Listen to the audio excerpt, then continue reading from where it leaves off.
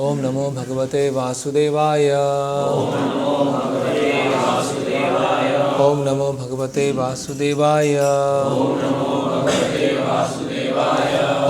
भगवते वासुदेवाय। ओम अज्ञानतिमिरन्धस्य ज्ञानञ्जनशलाकया चक्षुरुन्मिलितं येन तस्मै श्रीगुरुवे नमः। श्रीचैतन्यमनोभीष्टं स्थापितं येन भूतले स्वयं रूपकदा मह्यं ददाति स्वापदान्तिकं। वन्देऽहं श्रीगुरो श्रीयुतपदकमलं श्रीगुरून् वैष्णवांश्च श्रीरूपं साग्रजातं सहगणरघुनाथान्वितं सजीवं साद्वैतं सावधूतं परिजनसहितं कृष्णचैतन्यदेवं श्रीराधाकृष्णपादान् सहगणललिता श्रीविशाखान्वितांश्च। नमः ओं विष्णुपादाय कृष्णपृष्ठाय भूतले श्रीमते भक्तिवेदान्तस्वामिति नाम्ने। नमस्ते सारस्वते देवे गौरवाणी प्रचारिणे निर्विशेष शून्यवादी पाश्चात्य देशे तारिणे। नमः विष्णुपादाय कृष्णपृष्ठाय भूतले श्रीमते भक्तिसिद्धान्त सरस्वती नाम्ने। श्रीवार्षभानुवी देवी दयिताय कृपाब्धे कृष्ण संबंध विज्ञानदायिने प्रभवे नमः। माधुर उज्ज्वल प्रेमाढ्य श्रीरूपानुगा भक्तिदा श्री गौर करुणा शक्ति विग्रहाय नमस्तुते। नमस्ते गौरवाणी श्रीमूर्ति यतीनतारिणे रूपानुगा विरुद्ध सिद्धांत ध्वांतहारिणे। जय श्री कृष्ण चैतन्य प्रभु नित्यानंद श्री अद्वैत गदाधर शिवासादि गौर भक्त वृंद। हरे कृष्णा कृष्णा कृष्णा हरे हरे, हरे राम राम राम हरे हरे। हरे कृष्णा। तो पिछले 2 क्लास से हम देख रहे हैं भक्ति सिद्धांत महाराज के प्रकट लीला में उनके जो बचपन का समय है और उनका जो युवा काल का समय है वो अभी तक हमने चर्चा किया है। और जिस तरह से चैतन्य महाप्रभु अपने युवा काल में एक बहुत बड़े पंडित की तरह होते हैं, विद्वान की तरह होते हैं, निमाई पंडित है ना। और दीक्षा होने के पश्चात उनका जो पूरा जो मतलब का जो एटीट्यूड तो नहीं कहेंगे, उनका जो पूरा डायरेक्शन है वो चेंज हो जाता है। अभी उनका डायरेक्शन पांडित्य विद्वत्ता स्थापित करना नहीं, अभी क्या है हरिनाम संकीर्तन करना है, प्रचार करना है। तो हमने देखा कि श्रील भक्तिविनोद ठाकुर ने बहुत ध्यानपूर्वक जो अपने पुत्र हैं विमला प्रसाद उनको ट्रेनिंग दिया, जगह जगह चैतन्य महाप्रभु की जगह पर स्थान पर ले गए, बहुत सारे शास्त्रों का अध्ययन करवाया, व्याकरण सीखी उन्होंने। और बंगाल का जो भद्र लोक था वहाँ पर सबसे अच्छी जो शिक्षा मिले, उस समय के लोग जो सोचते हैं अच्छी शिक्षा वो मिले उनको। तो उसके लिए उन्होंने जो कलकत्ता का इंग्लिश स्कूल था वहाँ पे उसका उनका दाखिला दिलवाया। फिर जो संस्कृत है, ज्योतिष है, उसमें भी उन्होंने बहुत डिटेल में सब कुछ सीखा। और ज्योतिष में तो इतना अधिक वो एक्सपर्ट हो गए, इतना पारंगत हो गए कि जो बहुत समय से जो ज्योतिष को अपने हाथ में लिए हुए थे और ऐसे सोच रहे थे कि हमारी जो ज्योतिष है, एंशिएंट प्राचीन ज्योतिष है, वो अभी किसी काम की नहीं है, बहुत आइडियलिस्टिक है वो। इसीलिए हमें जो वेस्टर्न एस्ट्रोनॉमी है, जो वेस्ट की ज्योतिष है, उसके साथ अलाइन होना पड़ेगा। मतलब कुछ चीज़ें हमारे यहाँ क्या है, केवल एक रूपक हैं, वास्तव में सत्य नहीं है, रूपक हैं। और हमें वेस्टर्न थॉट डेवलप करना होगा। तो इसके लिए उन्होंने सिद्धांत सूर्य सिद्धांत और सिद्धांत शिरोमणि 2 ग्रंथों को उन्होंने ट्रांसलेट किया, संस्कृत से बंगाली में ट्रांसलेट किया, है ना। और हालांकि वो बहुत पोलाइट थे, रिस्पेक्टफुल थे बड़ों के लिए। उस समय संस्कृति भी ऐसी थी कि बड़े हैं, टीचर्स हैं, पिता हैं, उनके प्रति बहुत रिस्पेक्टफुल एटीट्यूड होता था। लेकिन जहाँ पर सत्य की बात आती थी, सत्य को स्थापना करने की बात आती थी, तो चाहे वो उनसे उम्र में या अनुभव में कितने भी बड़े क्यों ना हो, अगर परम सत्य का लेकर थोड़ा भी अवहेलना की गई है तो उसको वो सहन नहीं कर पाते थे, है ना। उसको तुरंत ही वहाँ पर बोलते थे। जैसे हमने देखा वो मिस्टर लिटिल जो उनके मैथमेटिक्स के टीचर थे, जब वो बाइबल की बात कर रहे थे तो उन्होंने कहा कि आपके बाइबल में तो जो ये प्रेयर है ना, give us our daily bread, ये क्या विद्य शाक्त्य की तरह है हमारे यहाँ। फिर हमने देखा कि जो बहुत ही प्रसिद्ध ईश्वर चंद्र विद्यासागर, जिन्होंने भक्तिविनोद ठाकुर को संस्कृत ग्रामर सिखाई थी, है ना, इतने वृद्ध थे वो।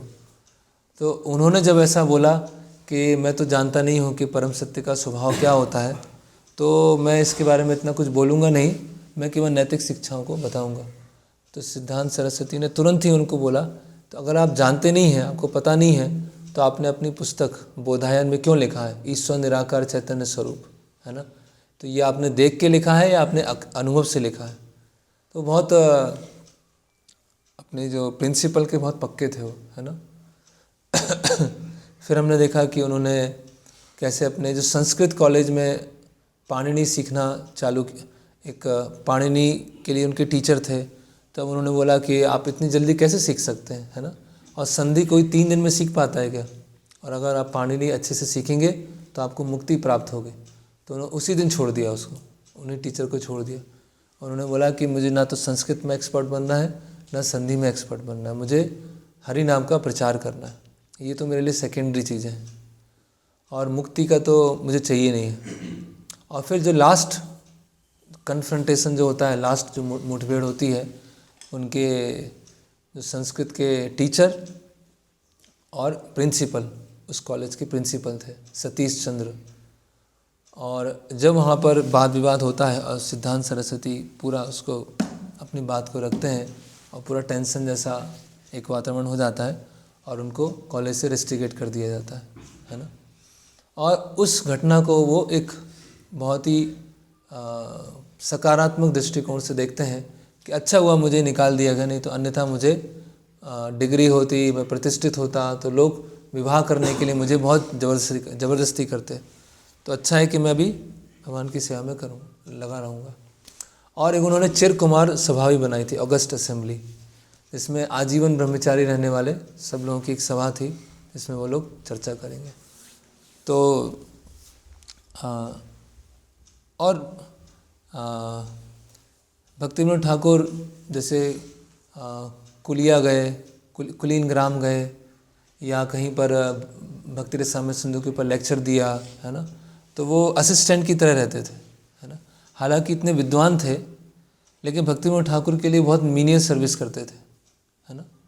भक्तिविनोद ठाकुर अभी इस बुक में नहीं आया है, लेकिन मतलब अभी तक हमने चर्चा में नहीं आया है, लेकिन इसी बुक में दूसरी जगह है वो, कि भक्तिविनोद ठाकुर के बहुत ही तुच्छ सेवक की तरह कार्य करते थे, है ना।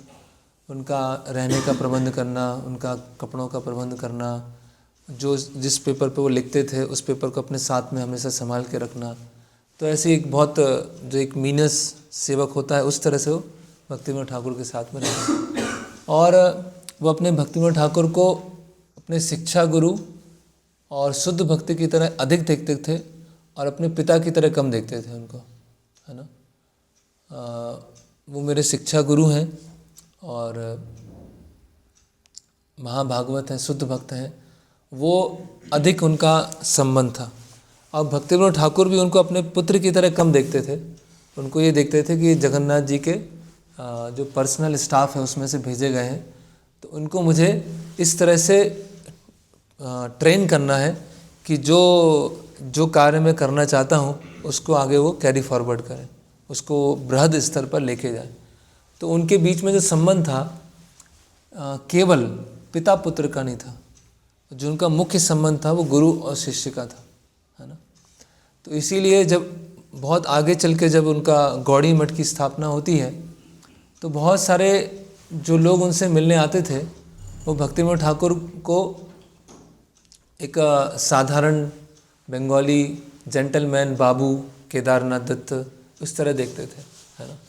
और उनके पुत्र विमला प्रसाद है ना, तो पिता पुत्र का संबंध देखते थे। लेकिन जो विमला प्रसाद थे, भक्ति सिद्धांत महाराज थे, उसका बार बार ये खंडन करते थे कि जो भक्तिविनोद ठाकुर को साधारण व्यक्ति समझेंगे, केवल साधारण या केवल उन्नत भक्त समझेंगे, ये केवल एडवांस डिवोटी समझेंगे, है ना।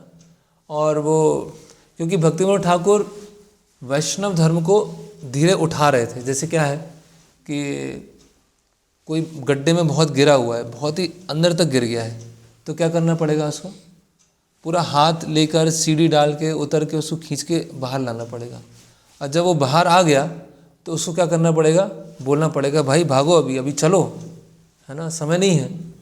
तो जब कोई चीज़ बहुत ही नीचे गिर गई है तो उसको उठाने के लिए क्या होगा, है ना, हो सकता है उस स्तर पे हमें जाना पड़े और उस स्तर पे जाके उस स्तर पे खींच के लाके एक स्तर पे लाना पड़े। जब वो उस स्तर पे आ जाए तो उसको स्प्रेड करने के लिए और फोर्सफुल लगाना पड़े। तो भक्ति विनोद ठाकुर ने कभी कभी ऐसे लोगों से भी मिलते थे जो शुद्ध भक्ति के रास्ते पर नहीं होते थे। भक्ति विनोद ठाकुर कभी अपसंप्रदाय वालों से भी फ्रेंडली रिलेशनशिप था उनका, या जो ऐसे आउल बाउल थे, है ना, जो कि सहजिया टाइप थे, उनके साथ भी भक्ति विनोद ठाकुर मिलते थे। जो मॉडर्न स्कॉलर थे, है ना, जो कॉलेज प्रोफेसर थे, उनके साथ भी मिलते थे। लेकिन भक्ति सिद्धांत साई ठाकुर जो थे वो सबका विरोध करते थे, है ना। तो लोग समझ नहीं पा रहे थे कि भक्ति विनोद ठाकुर सबसे मिल रहे हैं, सबसे मित्रवत संबंध है, और सिद्धांत सरस्वती सब किसी को छोड़ नहीं रहे हैं और बोल रहे हैं तो आप तो कभी मिले ही नहीं उनसे। तो चल क्या रहा है, हो क्या रहा है ना। तो क्योंकि वो जिनसे भी भक्ति विनोद ठाकुर मिले, जिनसे भी उनका मित्रवत संबंध था, वो भक्ति विनोद ठाकुर को मित्र के रूप में देखते थे। लेकिन जो शिक्षा देना चाह रहे हैं भक्ति विनोद ठाकुर, है ना, जो वैष्णव धर्म को जिस गर्त से निकाल के एक स्थिति पर लाने का प्रयास कर रहे हैं, उस चीज़ को वो समझ नहीं पाते थे वो लोग, है ना। तो भक्ति विनोद ठाकुर ने देखा कि अगर मुझे वैष्णव धर्म को एक स्तर पे लेके आना है तो मुझे उनके साथ जाना पड़ेगा, उनके साथ बातचीत करनी पड़ेगी, रिसर्च करना पड़ेगा, उनके बीच में रह के प्रवचन देने होंगे। फिर धीरे धीरे धीरे धीरे उनके मन में एक आएगी कि जो वैष्णव धर्म है वो बहुत ही उन्नत धर्म है, और वैष्णव धर्म को पालन करने वाले लोग वो नहीं होते हैं, बैकवर्ड नहीं होते हैं या मूर्ख नहीं होते हैं, है ना। उनमें भी बहुत ज्ञान होता है और उनका ज्ञान सही दृष्टिकोण से होता है। तो इसीलिए भक्ति विनोद ठाकुर, तो उनके जो पुत्र थे, भक्ति विनोद ठाकुर के एक दूसरे पुत्र थे, और भक्ति विनोद ठाकुर के जो 13 संतानें थीं, जो उनके पुत्र थे, 8-9 पुत्र थे, उनमें से केवल 2 पुत्रों ने भक्ति ग्रहण किया था। उनमें से केवल 2 पुत्रों ने भक्ति ग्रहण किया था, एक विमला प्रसाद और एक ललिता प्रसाद। तो आप सोचिए कि महाभागवत के घर पे भी जन्म लेने के बाद भी अन्य लोगों ने भक्ति ग्रहण नहीं किया, है। तो ऐसा हो सकता है कि हमें अवसर मिले, अपॉर्चुनिटी मिले, लेकिन उसका हम पूरा लाभ नहीं ले पाए, है ना, उसको हम सस्ते में निकाल दें उसको ऐसे ही, क्योंकि फैमिलियरिटी ब्रीड्स कॉन्टेम्प्ट, कि जब बहुत अधिक फैमिलियर हो जाते हैं, कोई बहुत ही मूल्यवान चीज़ बहुत जल्दी मिल जाती है, अगर बहुत संघर्ष करके नहीं मिलती है तो क्या उसकी वैल्यू चली जाती है ना, उसको फिर ध्यान नहीं देते। तो आप सोचिए भक्ति विनोद ठाकुर के घर में जिनका जन्म हुआ, उनमें से 8 या 9 पुत्रों में से केवल 2 लोगों ने ही भक्ति ग्रहण किया। जबकि भक्ति विनोद ठाकुर अपने घर में कीर्तन कराते थे, भागवत पढ़ते थे, बच्चों को टूर पर ले जाते थे, पूरा जगन्नाथ मंदिर का मैनेजमेंट देख रहे थे। तो इसीलिए जो भक्तों का संग होता है उसको हमें बहुत ही गंभीरता से लेना चाहिए, है ना। ऐसा हो सकता है कि हम भक्तों के साथ में ही हों, साधु संग में ही हों, लेकिन फिर भी उस संग का पूरा हम लाभ ना ले पाए, उस संग में रहते हुए हम पूरी सेवा नहीं कर पाए, पूरे हृदय से हम सेवा नहीं कर पाए, है ना। जैसे अद्वैत आचार्य हैं, तो अद्वैत आचार्य के शायद 6 पुत्र थे, तो 3 लोगों ने भक्ति को शायद ग्रहण किया था और जो आधे लोग थे वो अपसंप्रदाय में चले गए थे। अद्वैत आचार्य जो स्वयं भगवान हैं, महाविष्णु हैं, उनके पुत्रों ने भी क्या किया, आधे पुत्रों ने विरोध कर दिया, असार हो गए वो लोग। तो है ना, तो ये तो हाँ बात ये थी, अब इस पॉइंट पे क्यों आए, तो ललिता प्रसाद जो हैं भक्ति विनोद ठाकुर को अपने पिता की तरह देखते थे कि हमारे पिता हैं, बहुत उन्नत हैं।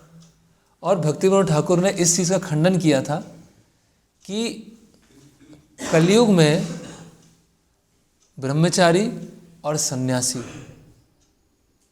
रहना बहुत कठिन है, इसीलिए गृहस्थ आश्रम में अधिकतर लोगों को जाना चाहिए, ये भक्ति विनोद ठाकुर ने कहा था। और भक्ति सिद्धांत महाराज क्या कर रहे थे कि ब्रह्मचारी और सन्यासी बना रहे थे। वो बोल रहे हैं कि अखाड़ा नहीं होना चाहिए। अखाड़ा मतलब ऑर्गेनाइज्ड इंस्टीट्यूशन नहीं होना चाहिए, क्योंकि ऑर्गेनाइज्ड इंस्टीट्यूशन होते हैं तो उसमें बहुत सारा पॉलिटिक्स होता है, पोस्ट की लड़ाई होती है ना, सुपीरियर इन्फीरियर ये सब चलता रहता है। तो इसीलिए सबको अपना भक्ति अपने स्तर पर करते रहना चाहिए और गृहस्थ आश्रम में रह के करना चाहिए। और भक्ति सिद्धांत महाराज ने क्या किया, ऑर्गेनाइज्ड इंस्टीट्यूशन बनाया और गौड़ी मठ बनाया, है ना, और ब्रह्मचारी बनाया और संन्यास दिया। तो लोग ललिता प्रसाद बोले कि ये तो हमारे पिता को फॉलो ही नहीं कर रहे हैं, ये तो हमारे ये तो इससे डेविएट हो रहे हैं, तो अलग हो रहे हैं, मैं ही एकमात्र हूँ, है ना। एक बार मैं मायापुर में बुक डिस्ट्रीब्यूशन के लिए गया था, बहुत पहले की बात। तो वहाँ पर ललिता प्रसाद के शिष्य थे, वो आए स्टॉल पर और उन्हें कार्ड दिया। तो बोले कि मेरे जो परम गुरु हैं वो ललिता प्रसाद है, जो भक्ति सिद्धांत महाराज के मतलब भाई हैं। तो आपको कुछ भी चाहिए, कोई भी जानकारी चाहिए है, मतलब गौड़ी मठ के बारे में या तो मैं सब आपको जानकारी दे सकता हूँ, आप अपना कार्ड रख लीजिए, है ना। तो कुछ समय के बाद, पता नहीं वही वर्ष रहा होगा, कुछ समय के बाद परम पूज्य भक्ति विकास महाराज गुरु महाराज का लेक्चर आया था और गुरु महाराज उस लेक्चर में कहा कि, और फिर मैंने वो कार्ड एक मधुकंठ प्रभु उनको दे दिया था कि आप गुरु महाराज को ऐसे।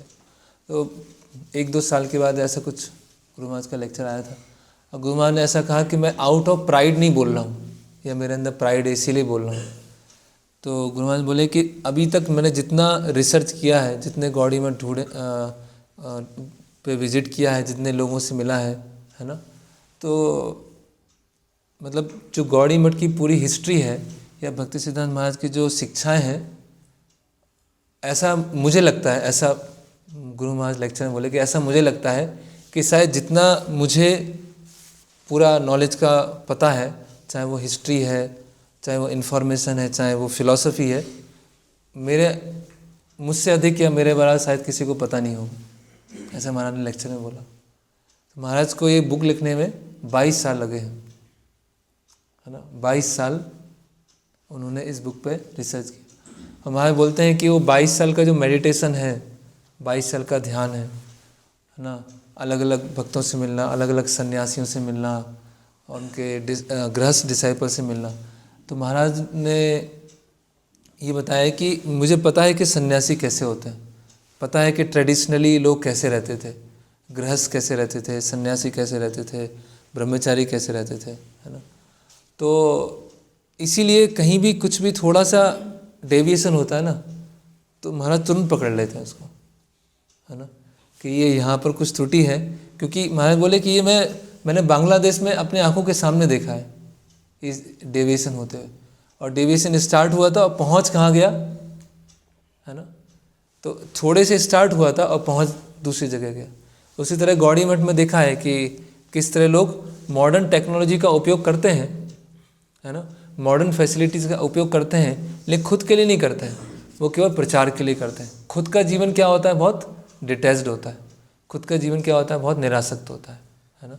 तो इसीलिए गुरु महाराज जो बिल्कुल शार्प तरीके से, कहाँ थोड़ा इधर उधर हुआ तुरंत वो उसको मतलब उसको डिटेक्ट कर लेते हैं, है ना। तो ललिता प्रसाद ने कभी भक्तिविनोद ठाकुर को एक शुद्ध भक्त की तरह नहीं देखा, महाभागवत की तरह नहीं देखा। तो भक्ति सिद्धांत महाराज ने एक वो लिखा था, एक लाइन लिखा था, those who consider Bhaktivinoda Thakur as बाबा दैट बिकम बाधा इन वर्शिप ऑफ राधा, है ना, कि जो भक्तिविनोद ठाकुर को बाबा समझता है, बाबा मतलब बंगाली में बाबा, हाँ पिता जैसे, तो उसके लिए वो बाधा बन जाएगा किसमें, राधा की वर्शिप में। तो जो वर्ड सिलेक्शन में बहुत एक्सपर्ट थे वो, तो उन्होंने बोला जब तक सारे कुदर्शन सुदर्शन से कट नहीं जाते तब तक भगवत दर्शन नहीं हो सकता। सारे कुदर्शन मतलब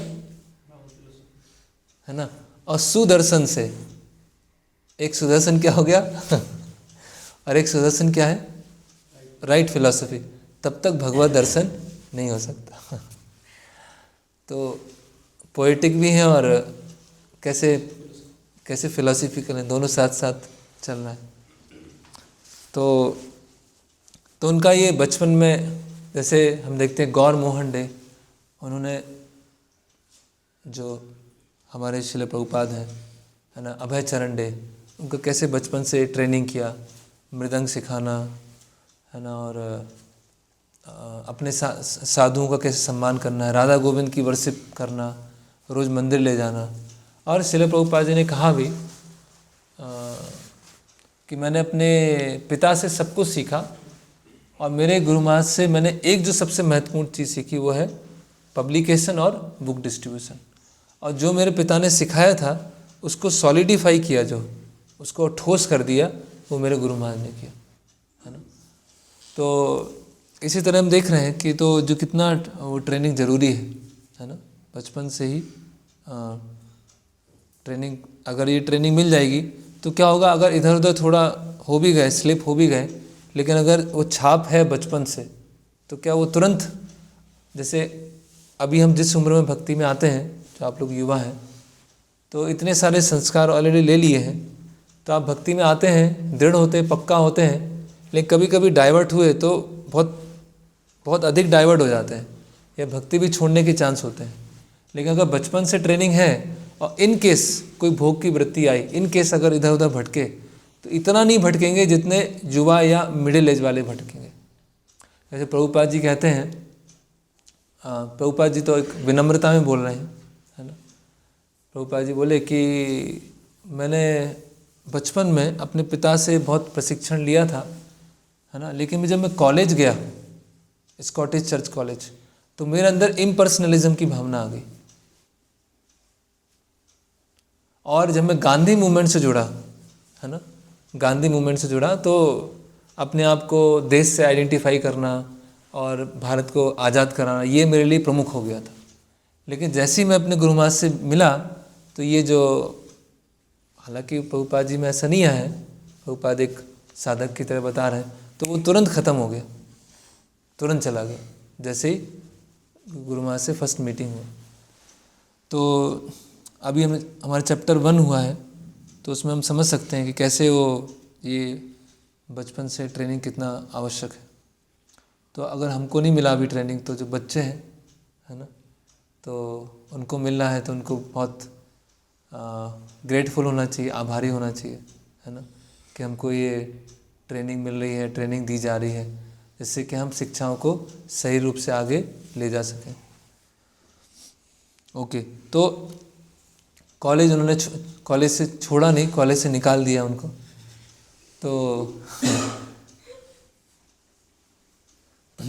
तो अभी वो भक्तिविनोद ठाकुर के साथ में, तो भक्तिविनोद ठाकुर ग्रंथ लिखते थे और वो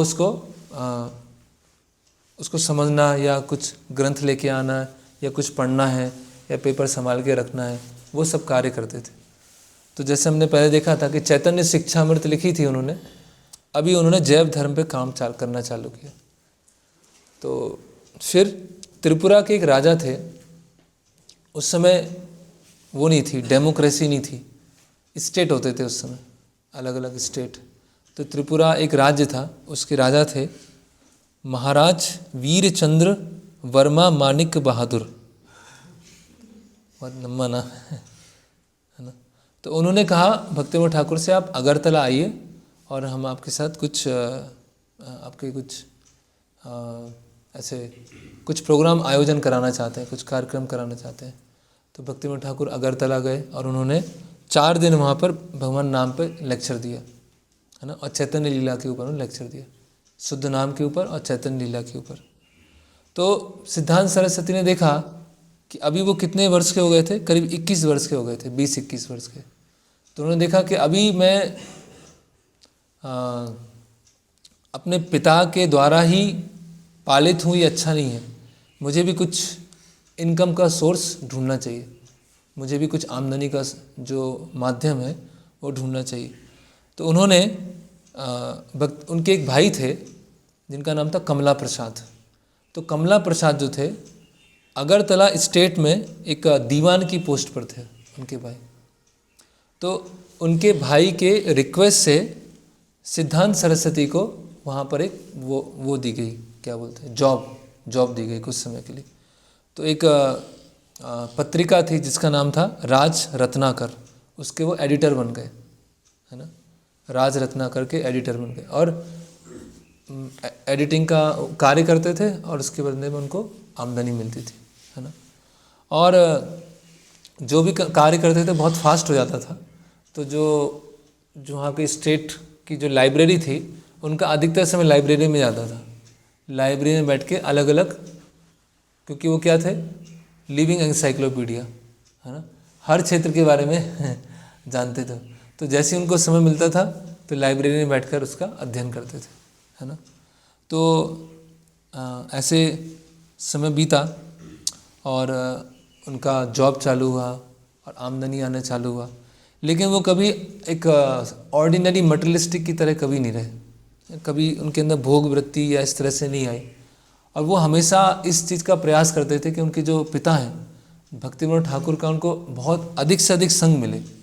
तो जब भी उनको कुछ छुट्टी मिलती थी, कोलकाता में रहते थे और जब भी काम के लिए अगरतला जाते थे तो ये मौका ढूंढते थे कि कब मैं वापस आऊँ और अपने पिता के भक्ति विनोद ठाकुर के साथ में रहूँ, उनकी मैं सेवा कर पाऊँ, जितना मैक्सिमम से मैक्सिमम मुझे संग मिले, है ना।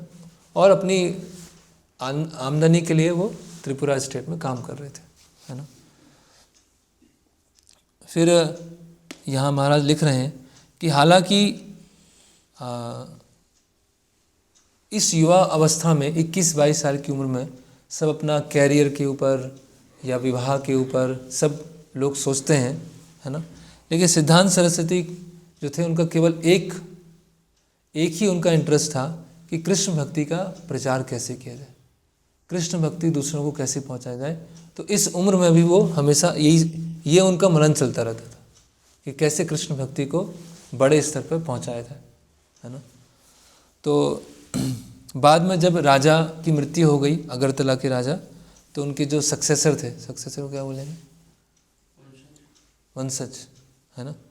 तो उन्होंने सेक्रेटरिएट का पद दे दिया, सेक्रेटरी बन गए कलकत्ता में, अगरतला त्रिपुरा स्टेट के कलकत्ता में जो ऑफिस था वहाँ पे सेक्रेटरी के रोल में आ गए, है ना।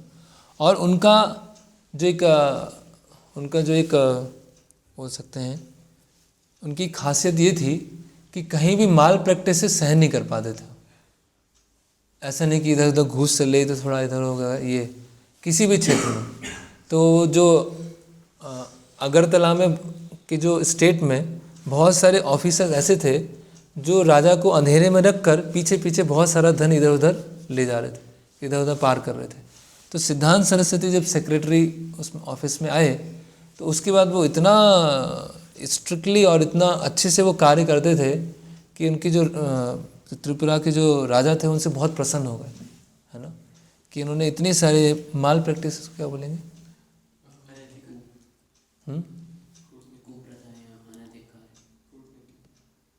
नहीं, अनैतिक कार्य या अवैध कार्य, है ना। और यहाँ तक, हाँ, और उस ऑफिस में भी एक सीनियर कोई गवर्नमेंट ऑफिसर थे जो काफ़ी समय से थे, लेकिन मायावादी थे वो, तो उनको भी नहीं छोड़ा उन्होंने। जहाँ मायावाद आया है ना, जैसे एक आचार्य इनको बोलते हैं बॉर्न एनिमी ऑफ मायावाद, मध्वाचार्य इनको बोलते हैं कि ये मायावाद के खिलाफ ही आए हैं बस, जहाँ मायावाद होगा वहाँ सहन नहीं होगा। फिर तो 1905 कितने वर्ष हो गए, 31 वर्ष।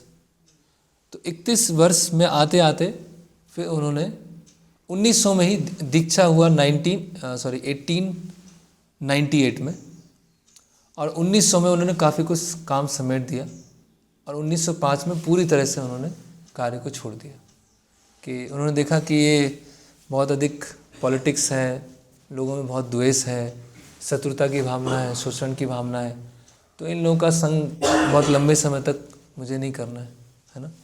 तो वहाँ के उस समय के जो राजा थे उन्होंने उनको फुल पेंशन दिया, जितना उनका सैलरी था उतना फुल पेंशन दिया। और कितने समय के लिए, कितना समय जॉब किया उन्होंने मुश्किल से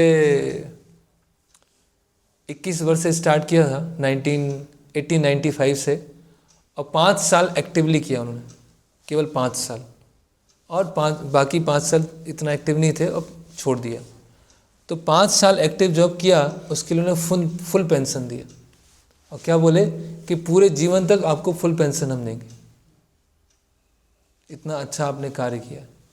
तो जब उन्होंने संन्यास, जब आजीवन ब्रह्मचारी और संन्यास की तरफ उस डायरेक्शन में जा रहे थे, तो 1908 में उन्होंने पेंशन को छोड़ दिया कि मुझे पेंशन नहीं चाहिए, है ना। और जब उन्होंने गौड़ी मठ की स्थापना किया, योगपीठ की स्थापना किया, तो त्रिपुरा से वो जो पेंशन उनको मिलनी थी, जो उन्होंने रिजेक्ट कर दिया था, वो डोनेशन हर महीने योगपीठ आता था और उनको मैनेजमेंट में वो सहायता देता। ओके, फिर आगे बढ़ते हैं। फिर कुछ समय ज्योतिष, फिर उन्होंने ज्योतिष पर अपना थोड़ा उस समय के लिए फोकस किया। तो सिद्धांत सरस्वती कुछ समय के लिए वृंदावन में रहे। वृंदावन में एक राधा रमन घेरा है, राधा रमन मंदिर के आसपास का जो पूरा एरिया है उसको बोलते हैं राधा रमन घेरा। तो वहाँ पर वो रहे और बहुत सारी पुस्तकों को पढ़ना, वो जो वहाँ का पूरा वातावरण है उसमें एब्जॉर्ब होना, अलग अलग साधुओं से मिलना, उनसे बातचीत करना, लाइब्रेरी जाना, वो सब वो वहाँ पे कार्य करते थे। और राधा रमन मंदिर में जो वहाँ के अर्चक हैं, जो वहाँ पे सेवा करते हैं, उनको बोलते हैं राधा रमन गोस्वामी, मतलब उस लाइन में आते हैं। तो उस राधा रमन गोस्वामी लाइन में एक भक्त थे जिनका नाम था मधुसूदन गोस्वामी। तो मधुसूदन गोस्वामी जो थे, हालांकि थे वो जन्म से ब्राह्मण और वो स्वभाव से भी ब्राह्मण थे, और इस चीज़ को वो स्वीकार करते थे कि जन्म से कोई ब्राह्मण नहीं होता है या जाति से कोई गोस्वामी नहीं होता है, क्योंकि उस समय ये बहुत फैला हुआ था, है ना। अभी हम आगे देखेंगे, उस समय बहुत अधिक ये छुआछूत की भावना बहुत अधिक थी, है ना। अगर शूद्र आ गया घर में तो लोग घर धो देते, शूद्र आसपास घूमना नहीं चाहिए, टच नहीं होना चाहिए, केवल शास्त्र हम पढ़ सकते हैं, है ना, शूद्र अलाउ नहीं है, मंदिर के पास भी नहीं आ सकते। तो इस तरह इतना अधिक भेदभाव हो गया था। लेकिन मधुसूदन गोस्वामी थे, वो शास्त्रों के जो एग्जैक्ट वो जानते थे कि ब्राह्मण और गोस्वामी वो जाति नहीं होती है या जन्म से नहीं होता, वो क्या होता है, गुण और कर्म से होता है। तो उन्होंने बहुत ये ज्योतिष के ऊपर उन्होंने काफ़ी समय और अध्ययन किया। लेकिन जब उनका दीक्षा हुआ गौर किशोर दास बाबा जी महाराज से, उसके बाद उन्होंने ज्योतिष बहुत कम कर दिया, मतलब और कुछ समय के बाद तो उन्होंने छोड़ ही दिया पूरी तरह से, है ना। और उन्होंने 1901 में, 1901 कितने वर्ष हुए उनको, 17 साल, 1901 27 साल, 27 साल में उन्होंने 2 मैगजीन निकाली जो खुद लिखते थे। एक है ज्योतिर्विद और एक है सी नवदीप पंजिका। तो ये नवदीप पंजिका विशेष है, ये कैलेंडर था एक्चुअली, सी नवदीप पंजिका। उसमें बताया गया था कि जैसे कि किन्हीं को विवाह करना है तो वैष्णव मुहूर्त कब है ना, या फिर कोई आपको घर में अनुष्ठान कराना है तो कौन सा समय सही है, और वैष्णव पद्धति के अनुसार अलग अलग अनुष्ठान कब करना है। तो पूरा ऐसा समझ सकते हैं कि जो पूरा कैलेंडर था वो वैष्णव विधि के अनुसार था। आप लोग जो मध्य प्रदेश से हैं, आप जानते हो कि जबलपुर से एक वो आता है कैलेंडर, हाँ, लाला राम स्वरूप। तो उसमें जो अधिकतर जो डेट्स होती हैं अलग अलग त्यौहार की, वो कर्मकांडी होती हैं, वो स्मार्त के अनुसार होती है, कर्मकांड कैलकुलेशन होता है, और लोग उसको फॉलो करते हैं। आज ये व्रत है, महालक्ष्मी व्रत है ना, सोमवार का व्रत है, ऐसे अलग अलग आते हैं, लेकिन उन्होंने कैलेंडर बनाया शुद्ध भक्ति के अनुसार कि शुद्ध भक्ति पालन करने के लिए आपको टाइम है, आपको डेट्स हैं, है ना, आपको अनुष्ठान है, वो देखने के लिए उन्होंने कैलेंडर बनाया। और जगन्नाथ दास बाबा जी महाराज की बहुत इच्छा थी कि ऐसा एक कैलेंडर बने जिसको देखकर वो लोग मतलब फॉलो करने में उनको आसान हो। नहीं तो ये स्मार्थ और ये जो कर्मकांडीय जो विचारधारा थी वो फैली हुई थी। ओके, अभी हमें वैष्णव कैलेंडर जो मिल गया है, इतना आसानी से ऐप मिल गया है, वो इतना आसान नहीं बनाना, अब तो आ गया हमारे सामने, कभी हम देख लेते हैं। तो हर चीज़ के पीछे क्या है, बहुत हिस्ट्री है, हर चीज़ कैसे आई है, कैसे धीरे धीरे डेवलप हुई और हमारे सामने पका पकाया आज आ चुका है। ओके, तो हालांकि और भक्ति सिद्धांत महाराज कभी भी कोई जर्नी करते थे, यात्रा में जाते थे, तो वो टाइम और मुहूर्त चेक करते थे, है ना, कि ये टाइम सही है नहीं है। जैसे मुझे याद है कि बचपन में जब वो बाहर जाते थे तो घर में बोला जाता कि श्वास कौन सी चल रही है वो चेक करो, राइट चल रहा है लेफ़्ट चल रहा है। तो कुछ था कि अगर लेफ़्ट चले तो अभी बाहर मत निकलो, राइट चलने लगे तो बाहर निकलो, और दायां पैर रखना है या बायां पैर रखना है, ऐसे बहुत सारे नियम बताए जाते थे। तो वो उसका ऐसा नहीं कि वो केवल इलॉजिकल है ना, उसके पीछे, है ना, क्योंकि प्रकृति से हम जुड़े होते हैं, है ना, जैसे निमित्त ज्ञान बोलते हैं, प्रकृति से हम जुड़े हैं। तो उसी तरह से भक्ति सिद्धांत महाराज भी कोई भी कार्य करते थे एस्ट्रोलॉजी को कंसल्ट करते थे। लेकिन एक विशेषता ये थी कि अगर भक्ति विनोद ठाकुर ने कुछ कहा है और वो एस्ट्रोलॉजी के विरुद्ध जा रहा है तो फिर वो भक्ति विनोद ठाकुर की बात से चलती है ना। उनके लिए एस्ट्रोलॉजी इतनी इम्पोर्टेंट नहीं थी कि वो उनके जो शिक्षा गुरु हैं या उनके जो मतलब महाभागवत पिता हैं उनसे भी ऊपर हो गए। वो भक्ति विनोद ठाकुर जैसा बोलते थे, और अगर एस्ट्रोलॉजी में कुछ दूसरा है तो भक्ति विनोद ठाकुर को एक्सेप्ट करते थे, उसके अनुसार चलते थे। ओके, आगे चतुर्मास फॉलो कर। तो चतुर्मास कब से कब तक होता है बताइए आप लोग।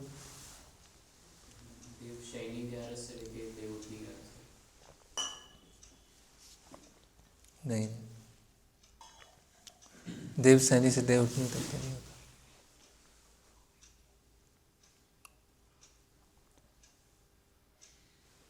पता होगा ना वो चतुर्मास, उसके आगे पीछे ही है डेट।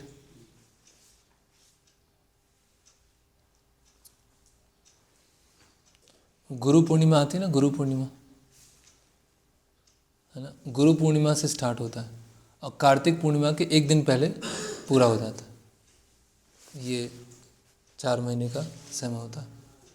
वो जो आप देवशैनी और देवउठनी बोल रहे हैं, वो जो संस्कार किए जाते हैं, विवाह किए जाते हैं, वो उसमें लागू होता है कि देवशैनी के बाद फिर विवाह या ऐसा नहीं होता है, फिर देवउठनी के बाद होता है।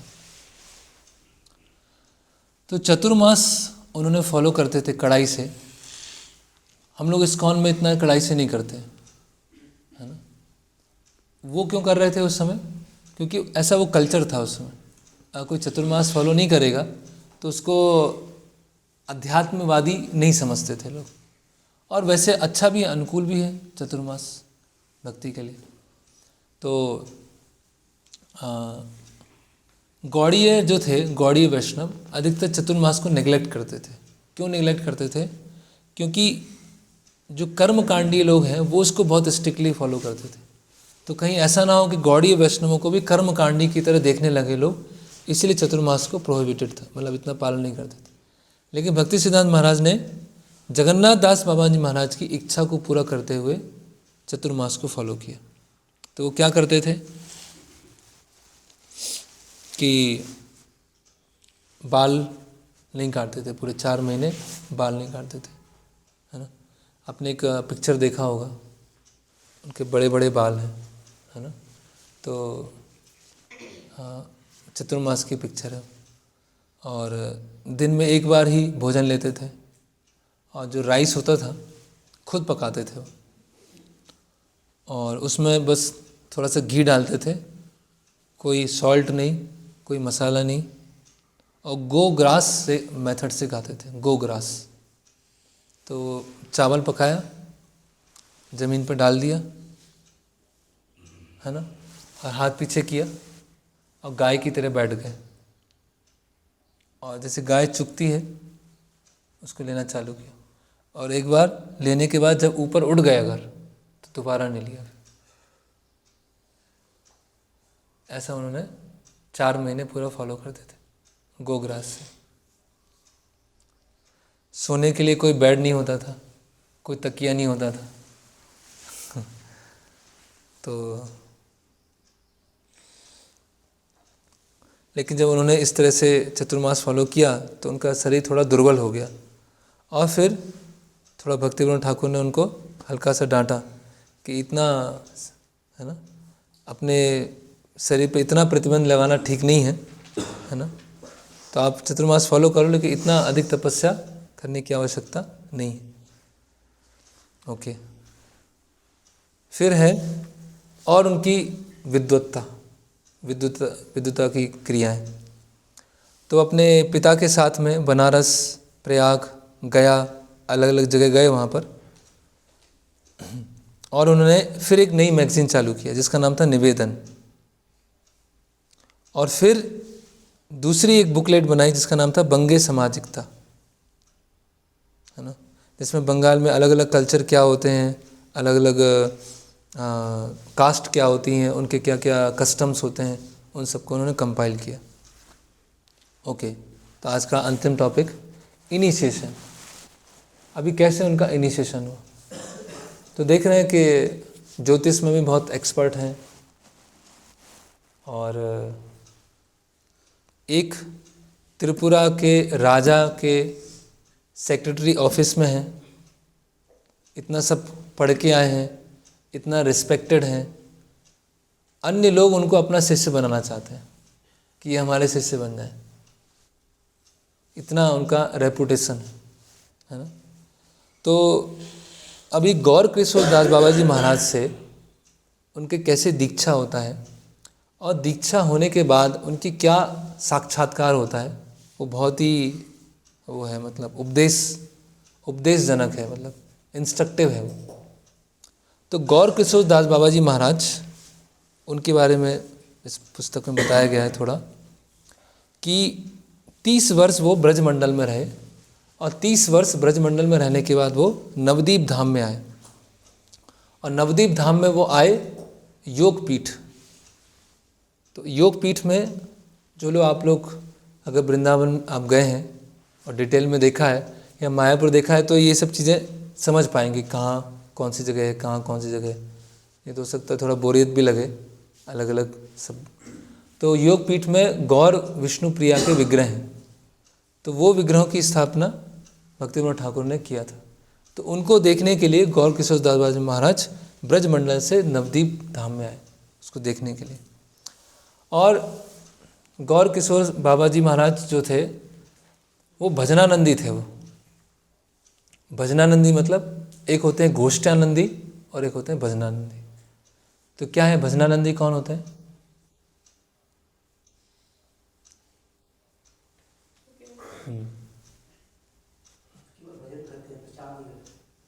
ओके, केवल वो अपने भजन में ही पूरा एब्जॉर्व होते हैं, प्रचार नहीं करते। और गोष्ठानंदी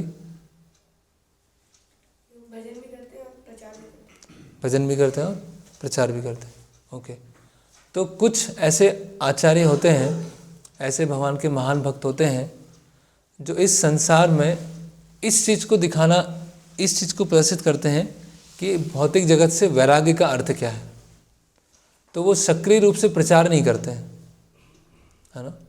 ऐसा नहीं कि प्रचार कर नहीं सकते, ऐसा नहीं है, या उनको ज्ञान नहीं है, उनको फिलॉसफी नहीं पता, वो सब पता है उनको। लेकिन उनका जो रोल है, वो रोल क्या है कि पूरे संसार से कैसे डिटैच्ड होकर पूरे तरह से नाम जप में एब्जॉर्व रहना, इसलिए भजनानंदी है ना। तो ऐसा नहीं कि भजनानंदी और गोष्ठानंदी में कोई अंतर है, भगवान की इच्छा के अनुसार उनका जो बाह्य प्रकटीकरण है उसमें अंतर है, दोनों शुद्ध भक्त है ना।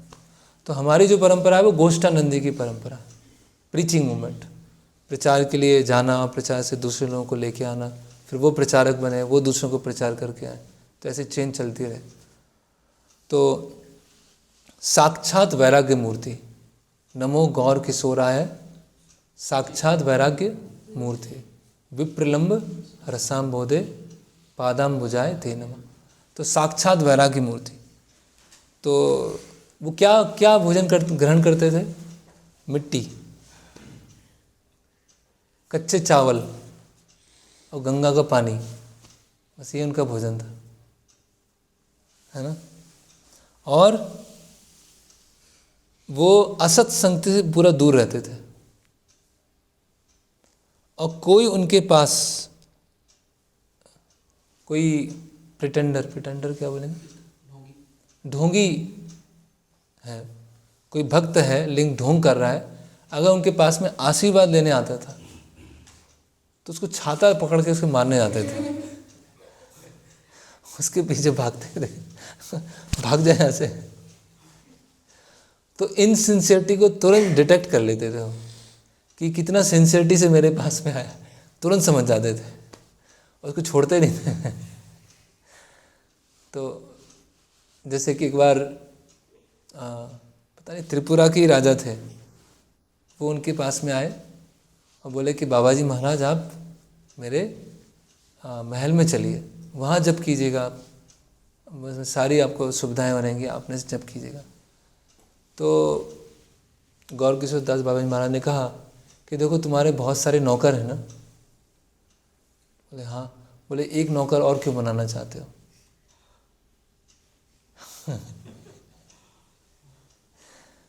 तुम यही चाहते हो कि मैं वहाँ जाऊँ और मैं तुम्हारे रह रहा हूँ, तुम्हारी प्रसिद्धि बढ़े, तो मतलब तुम मुझे अपनी प्रसिद्धि के लिए उपयोग करना चाहते हो, मुझे अपना नौकर बनाना चाहते हो। तो अगर तुम्हें इतना भजन ही करना है, जप ही करना है, तो आ जाओ मेरे साथ रहो, छोड़ो अपना, आओ और यहाँ रहो। तो भाग गए डर के हो, बोले नहीं इतना नहीं करना है। तो अधिकतर लोग साधु के पास किस लिए जाते हैं? इनसिंसियरिटी से जाते हैं। बहुत कम होते हैं जो सिंसियरिटी से साधु के पास में जाए, उनके अपने पर्सनल साधु से अपनी बात मनवाने जाते हैं, या उनकी जो बात होती है वो पूरी हो जाए, इसीलिए वो साधु के पास में जाते हैं। तो जो गौर किशोर दास बाबा जी महाराज थे वो बहुत इनटॉलरेंट थे वो इस चीज़ को लेकर। तो कोई ऐसे ढोंगी आ गया है ना, और उसको फिर, और वो कैसे रहते थे?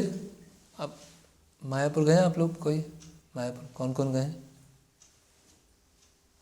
मायापुर नहीं गए अभी तक? तो कैंप होना चाहिए था। तो बोट होती है, बोट ऐसे बोट होती है, तो कुछ बोट टूट जाती थी, ऐसे फट जाती थी, तो उसको वो उल्टा कर लेते थे और उसके अंदर रहते थे।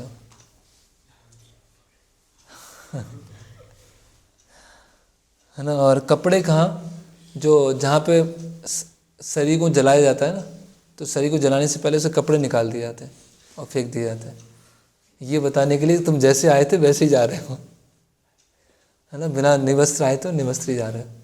तो जो कपड़े होते थे वो डले होते थे, तो उन कपड़ों को पहन लेते थे, है ना। और उनका केवल एक ही काम था, दिन रात सुबह शाम केवल जप करना, केवल जप ही करते थे। एक बार गौर पूर्णिमा का उत्सव था, तो सब इकट्ठे हुए और गौर किशोर दास बाबा जी महाराज ने कहा कि आज तो बहुत बड़ा उत्सव है, तो हमें फीस्ट करना चाहिए, बहुत बड़ी फीस्ट करना चाहिए। तो सब बोले कि हाँ आज तो हम फीस्ट करेंगे। तो बोले आज हरि नाम की फीस्ट होगी आज। सब कुछ नहीं लेंगे, कुछ प्रसाद नहीं लेंगे, केवल हरि नाम करेंगे। तो हरि नाम की फीस्ट हम नहीं कर पाएंगे। तो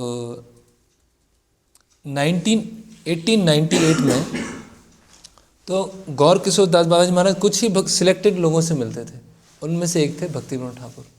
और भक्ति विनोद ठाकुर को वो अपने शिक्षा गुरु की तरह देखते थे, कि मेरे शिक्षा गुरु। तो पहली बार श्री सिद्धांत सरस्वती ने उन्होंने अपने जो मतलब गौर किशोर दास बाबा जी महाराज को पहली बार देखा, और पहली बार किस रूप में देखा कि वो एक वो कैप पहने हुए हैं, कैप है ना, कौन सी, tiger skin cap, tiger skin बने, और उनके पास में कुछ एक टोकरी है जिसमें कुछ पूजा के सामान रखा हुआ है ना, और मतलब विचित्र ड्रेस थी है ना, कहाँ से कपड़े ले लिए, कौन सी टोपी पहन ली, कौन सा सामान है, सब पूरा। और महाराज एक प्रवचन में बताते हैं कि कुछ बाबा जी जो बहुत जेन्युइन होते थे, वो जिस कुटिया में जप करते थे उसके बाहर एक वैश्या को रखते थे कि उनको कोई डिस्टर्ब करने नहीं आए। बोले कि ये कैसे बाबा जी हैं, तो कोई मुझे सम्मान नहीं देगा, कोई मुझे आदर नहीं देगा, और वो बाबा जी अपना आराम से बैठ के जप करें। इतने सारी भीड़ लग गई, सब बात करने आ गए, तो ये सब मुझे आदर सम्मान नहीं चाहिए है ना। तो और एक और बाबा जी थे, वंशीदास बाबा जी, तो वो तो क्या करते थे, अपनी कुटिया के बाहर ऐसी हड्डियाँ फेंक देते थे बहुत सारी, जो मछली की होती ना, मछली का, तो वो फेंक देते थे। तो लोग आते थे तो उनको सोचेंगे अरे तो मछली खाने वाले, तो चले आते थे। और वंशीदास बाबा जी अपना आराम से जप करते थे, आराम से अपना, मतलब प्रतिष्ठा नहीं चाहिए, बिल्कुल सम्मान बिल्कुल नहीं चाहिए। जैसी सम्मान आया तो वैसे डाइवर्ट हो जाएंगे है ना। और भक्ति सिद्धांत महाराज ने कहा है कि जो भौतिक सम्मान है वो कैसा है, जड़ेर प्रतिष्ठा सुकरेर विष्ठा है ना, सुअर के मल की तरह है।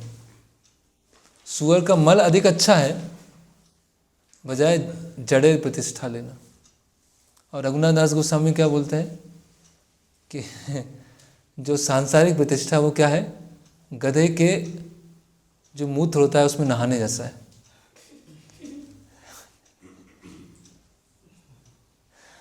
तो वो है सांसारिक प्रतिष्ठा, मतलब वो जो सुअर का मल है वो सहन हो जाएगा, लेकिन जो प्रतिष्ठा है वो सहन नहीं होगा। इसलिए वो कहाँ जब करते थे बाबा जी महाराज, वो शौचालय लैट्रिन में जब करते थे। क्यों जब करते थे, क्योंकि यहाँ की जो दुर्गंध है वो सहन हो जाएगी, लेकिन असत लोगों का संग है वो सहन नहीं हो पाएगा। जो अभक्त लोगों का संग है ना वो सहन नहीं हो सकता, असहनीय है। यहाँ की दुर्गंध सहन हो जाएगी मुझसे। तो अभी इन सब चीज़ों को केवल हम ये है जिससे हम धीरे धीरे उस स्तर पर पहुँचें। इस स्तर को हम इमिटेट नहीं कर सकते हैं। इस स्तर को समझ के कितना उन्नत स्तर है कि पूजा लाभ प्रतिष्ठा के लिए नफरत है पूरा, कि चाहिए नहीं पूजा लाभ प्रतिष्ठा, असत्संग से पूरा दूर ही रहना है, असत्संग में जाना ही नहीं। तो उस स्पिरिट को समझें हम, उसको हम इमिटेट कर ही नहीं पाएंगे। वो एक दो दिन होगा और फिर समस्या हो जाएगी। तो उस स्पिरिट को समझें कि क्या वो अपने चरित्र से बताना चाहते हैं। तो जो बाबा जी महाराज ने एक गीत गाया, और वो गीत था राधा रानी के ऊपर, और सिद्धांत सरस्वती ने उसको सुन लिया और सुन के लिख लिया उसमें, है ना। आप लोग जो वृंदावन गए हैं, एक वृंदावन या यूट्यूब पे बहुत गाने आते हैं ना, राधे राधे राधे बरसाने वाली राधे, है ना, आता है ना ये सब। एक्चुअली ये ओरिजिनल फॉर्म में इसका थोड़ा सा मॉडिफाइड जो रूप है वो गौर किशोर दास बाबा जी महाराज गाते थे, है ना। और ये केवल पता था सिद्धांत सरस्वती, उनको पता था, जिसको उन्होंने अपने हृदयांगन किया था अपने इंटरनल भजन के लिए। बाद में उन्होंने अपने एक शिष्य को बताया था कि ये मेरे जो गुरु महाराज हैं, उन्होंने ये, उनसे मैंने भजन सुना है, लेकिन बहुत सीक्रेट है। लेकिन भक्ति सिद्धांत महाराज के अप्रकट होने के बाद उन्होंने वो भजन को पब्लिकली रिलीज़ कर दिया और उनकी समाधि पे के ऊपर लिख दिया। और फिर वो भजन धीरे धीरे धीरे धीरे ब्रजमंडल पहुंच गया और उसका हिंदी रूपांतरण हो गया, और लोग फिर ये गाना चालू कर दिया, राधे राधे राधे बरसाने वाली राधे। लेकिन ये भजन ओरिजिनली यहाँ से आया है, जो बहुत ही सीक्रेट था ये, और उसको भी पब्लिकली हो गया। सब उसको ऐसे ही अपने सहजिया भाव में गाते रहते हैं। फिर क्या हुआ कि बाबा जी महाराज ने उनको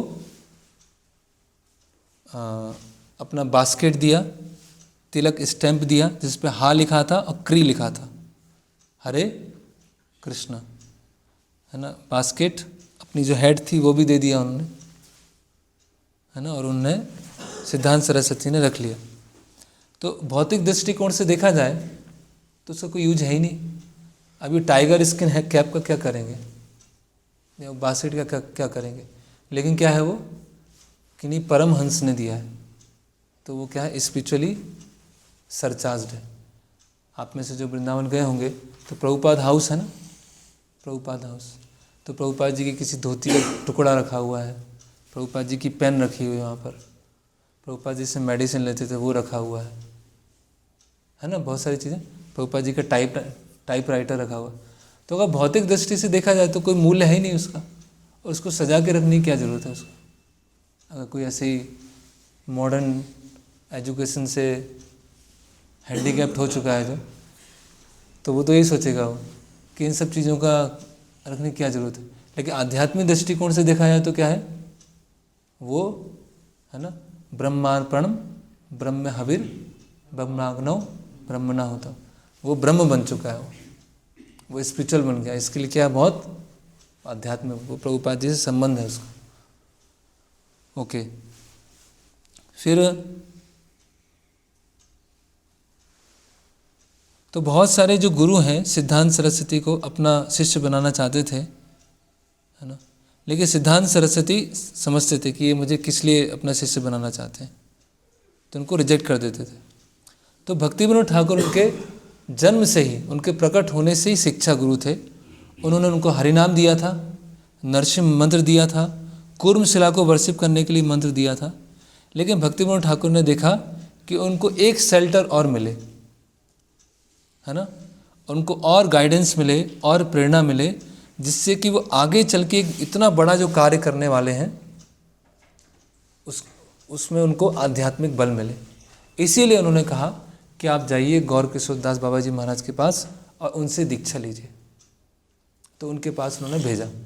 ठीक है, अभी देखिए दोनों का जो है भौतिक रूप से पूरा अलग है ना।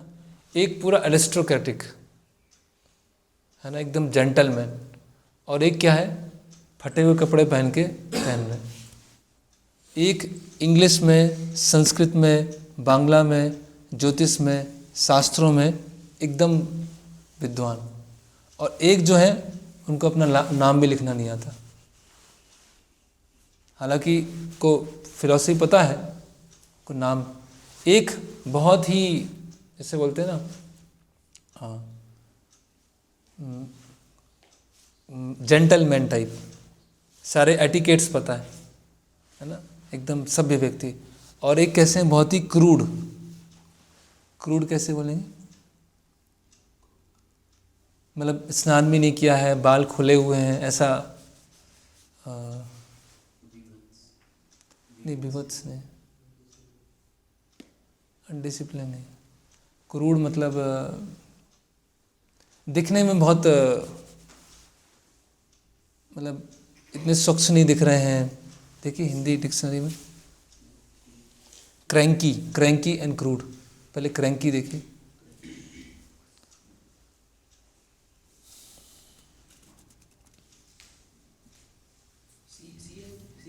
CRA,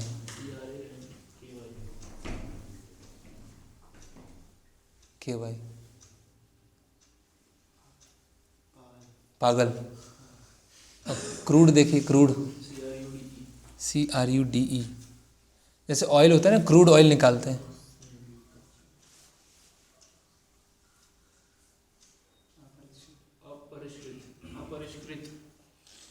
मतलब पॉलिश्ड नहीं है, फाइन, इतना फाइन नहीं है। तो दोनों के एक्सटर्नल फीचर में बहुत डिफरेंस था, है ना। एक पूरे बंगाली कलकत्ता जेंटलमैन फैमिली से हैं, और एक क्या है, वो बोर्ड के नीचे सो रहे हैं, लेटरिन में जब कर रहे हैं। तो दोनों का जो स्वभाव था बिल्कुल अलग था, है ना। और सिद्धांत सरस्वती जहाँ भी जाते थे वहाँ उनको सम्मान मिलता था, उनका ऐसा पर्सनैलिटी था कि वहाँ उनको सम्मान मिलता था। लेकिन जब वो अपने गुरु महाराज के पास में गए तो उन्होंने पूरा उनको पूरा भगा, मतलब ऐसे तिरस्कार कर दिया कि कोई अच्छे गुण है ही नहीं, ध्यान ही नहीं दिया पूरा।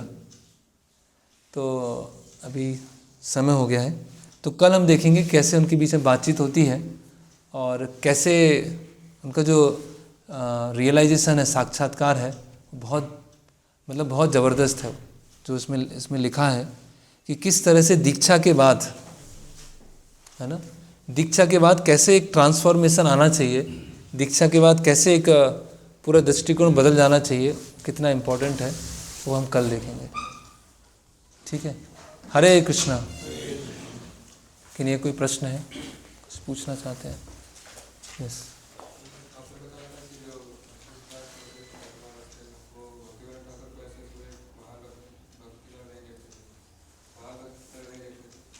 भक्ति सिद्धांत महाराज नहीं, ललिता प्रसाद।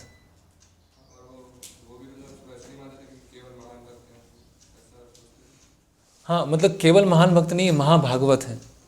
केवल महान भक्त मतलब, इसका मतलब क्या होता है कि जैसे कि कोई साधना करके, सेवा करके बहुत उन्नत अवस्था पे पहुंच गया, बहुत एडवांस्ड है, उस तरह से नहीं देखते थे। वो तो भगवान के द्वारा भेजे गए हैं, महाभागवत हैं, और भगवान के द्वारा भेजे गए हैं, इस तरह से वो महान भक्त है। एक है अपनी साधना से प्रगत स्तर पर पहुंचना, एक है कि भगवान ने ही भेजा है, तो उस तरह से देखते थे वो।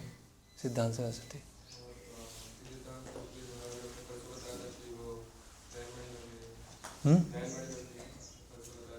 वो तो वहाँ बताया था मंदिर में। अच्छा, यहाँ ही बताया था। अच्छा अच्छा, हाँ।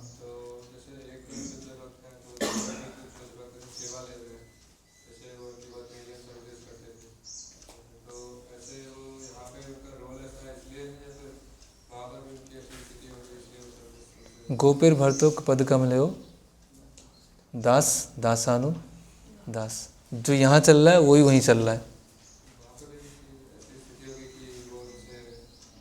हाँ, यस, ऐसे ही होता है। जैसे कि वो जो संबंध है वो इटर्नल संबंध है, ऐसा नहीं कि कुछ समय का बस यहाँ के लिए संबंध है। तो भक्तिविनोद ठाकुर एक गीत में लिखते हैं कि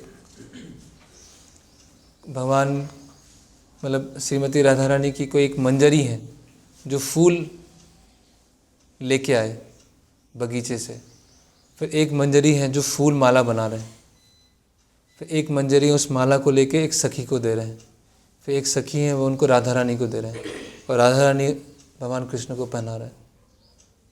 तो दास दासानुदास तो चल ही रहा है, कोई फूल ला रहा है, कोई माला बना रहा है, कोई माला दे रहा है, कोई माला पहना रहे हैं, तो हमेशा चल रहा है। तो इसी तरह से ऐसा नहीं है कि एक शुद्ध भक्त दूसरे भक्त शुद्ध भक्त की सेवा नहीं करेंगे, वो यहाँ भी सेवा कर रहे हैं, वहाँ भी सेवा कर रहे हैं, यहाँ भी असिस्ट कर रहे हैं, वहाँ भी असिस्ट करेंगे। हमें दास दासानुदासी बनना है। तो वहाँ भी भक्तिविनोद ठाकुर का जो रूप है उसमें वो सेवा कर रहे हैं नित्य रूप से। केवल इस जगत का संबंध नहीं है, उस जगत से वो संबंध है। क्लियर? और किन्हीं प्रश्न? ओके, हरे कृष्णा। श्रील प्रभुपाद की जय। श्रील भक्ति सिद्धांत सरस्वती गोस्वामी प्रभुपाद की जय। श्री गौर किशोर दास बाबा जी महाराज की। श्रील भक्तिविनोद ठाकुर की। हिताय गौर प्रेमानंदे। हरि हरि।